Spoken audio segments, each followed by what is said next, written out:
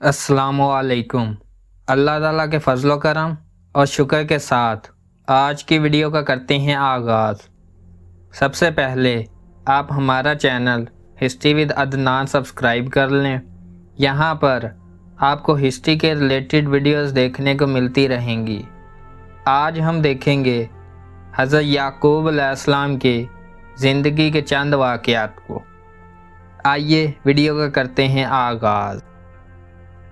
हज़रत इसहाक़ अलैहिस्सलाम हज़रत इब्राहीम अलैहिस्सलाम के बेटे थे और अपने भाई हज़रत इस्माइल अलैहिस्सलाम से 14 साल छोटे थे।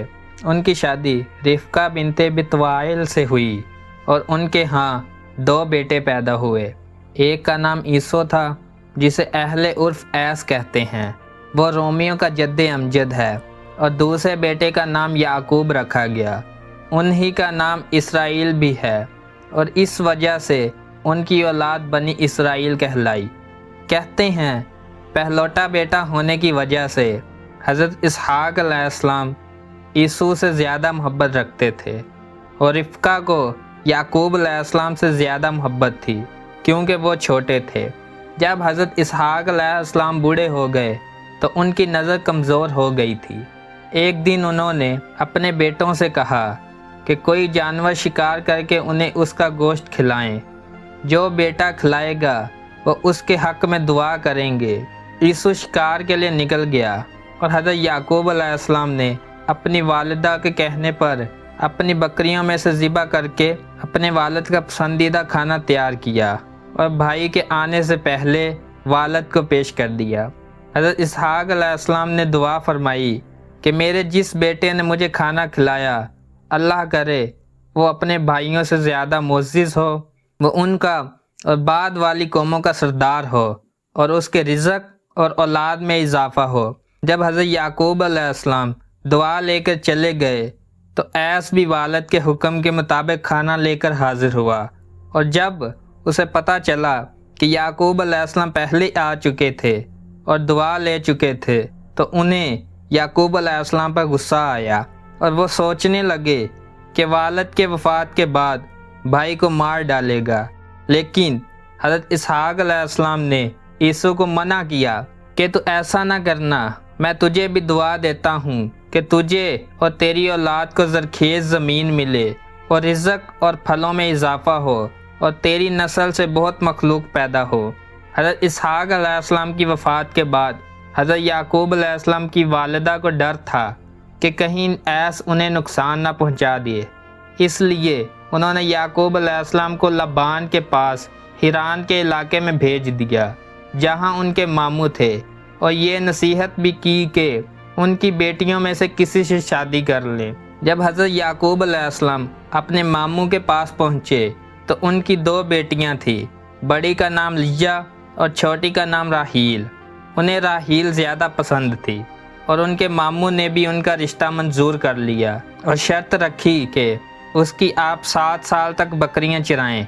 7 साल गुजरे तो मामू ने अपने लैया से शादी करने के लिए कहा क्योंकि वो बड़ी थी और उसके होते हुए छोटी बेटी की शादी नहीं कर सकते, और कहा कि अगर हज़रत याकूब अलैहिस्सलाम राहील से शादी करना चाहते हैं तो लैया से निकाह कर लें और मज़ीद 7 साल उनकी खिदमत करें। चनाचे हज़रत याकूब अलैहिस्सलाम का निकाह दोनों बहनों से हो गया।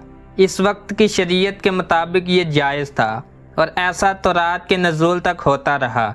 अब शरीयत मुहम्मदिया में कोई बैक वक्त 2 बहनों को निकाह में नहीं रख सकता, और कुरान मजीद चूँकि आखिरी आसमानी किताब है और इसमें किसी वक्त भी कोई तरमीम व तनसीख नहीं हो सकती।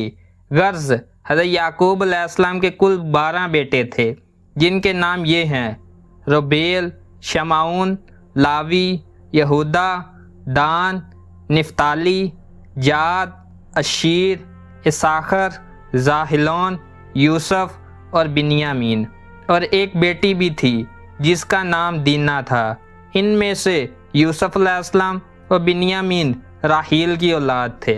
अल्लाह पाक ने हज़रत याकूब अलैहिस्सलाम को बहुत माल और औलाद से नवाजा और फिर वो अपने माल और आले औलाद के साथ अपने इलाके कनान की तरफ वापस लौटे, लेकिन उनके दिल में अब भी वो ख्याल था کہ شاید حضرت عیسی علیہ السلام کا غصہ نہ گیا ہو اور وہ مجھ کو مار ڈالے۔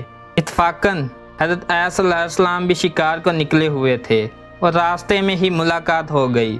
حضرت یعقوب علیہ السلام نے اپنے قافلے کو سمجھا دیا تھا، اگر ان کا بھائی پوچھے کہ یہ مال مویشی اور قافلہ کس کا ہے تو کہہ دینا کہ عیس کا ایک غلام ہے جس کا نام یعقوب ہے، یہ سب اس کا ہی ہے۔ اور خود وہ قافلے میں چھپ گئے۔ جب بکریوں کے سار باندھ حضرت عیسی علیہ السلام کے پاس پہنچے تو انہوں نے دریافت کیا کہ یہ بکری کھانا کس کا ہے، اور انہیں وہی جواب ملا جو حضرت یعقوب علیہ السلام نے سمجھا رکھا تھا۔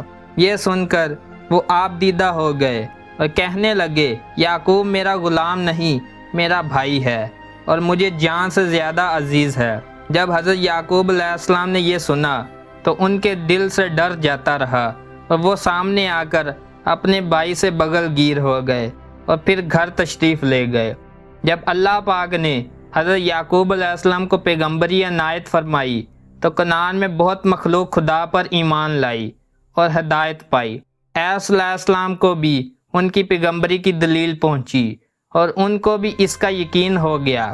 حضرت یعقوب علیہ السلام نے اپنی اولاد کے ساتھ کنعان میں بود و باش اختیار کی اور حضرت عیسی علیہ السلام یہاں سے رخصت کر کے اس جگہ پہنچے جسے آج روم کے نام سے جانا جاتا ہے۔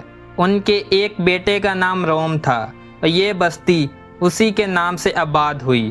انہوں نے وہیں جا کر انتقال فرمایا۔ ان کی اولاد میں سے حضرت ایوب علیہ السلام کے سوا کوئی دوسرا نبی نہیں ہوا اور باقی تمام پیغمبر حضرت یعقوب علیہ السلام کی نسل سے ہوئے۔ اگر آپ کو ہماری ویڈیو پسند آئی ہے تو لائک، شیئر اور سبسکرائب کریں۔ آج کی ویڈیو کو کرتے ہیں اختتام۔ اللہ حافظ۔